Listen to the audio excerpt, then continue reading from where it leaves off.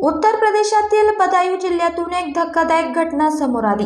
9 मुलांची आई आणि तिचा पती आणि कुटुंबाला सोडून 20 वर्ष लहान प्रियकरासोबत पळून गेली। एवढेच नाही तर या महिलेने घरात ठेवलेले लाखो रुपयांचे दागिने, रोख रक्कम आणि जमिनीचे कागदपत्रेही पळून नेले।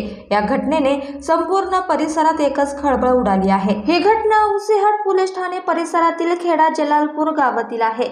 संबंधित महिलेचा पती ओमपाल याने सांगितले की त्याचे लग्न 32 वर्षांपूर्वी झाले आणि त्यांना 5 मुली आणि 4 मुलांसह एकूण 9 मुले आहेत। त्यांच्या एका मुलाचा वयाच्या 21व्या वर्षी आजाराने मृत्यू झाला, तर त्याच्या 3 मुली आणि एका मुलाचे लग्न झाले आहे। मात्र तरीही त्याची पत्नी एका 32 वर्षीय तरुणासोबत पळून गेली। शिवाय महिलेने घरातील दागिने, रोख रक्कम आणि जमिनीची कागदपत्रेही पळवून नेल्याचा त्यांनी आरोप केला आहे। ओमपाल म्हणाले की माझा 32 वर्षांचा संसार उद्ध्वस्त झाला आहे। मी कुटुंबाचा उदरनिर्वाह करण्यासाठी खूप कष्ट केले, मुलांना वाढवले आणि माझ्या पत्नीच्या नावावर 4 एकर जमीन केली, पण तिने सर्व काही धुळीत मिळवले आणि नाते तोडले।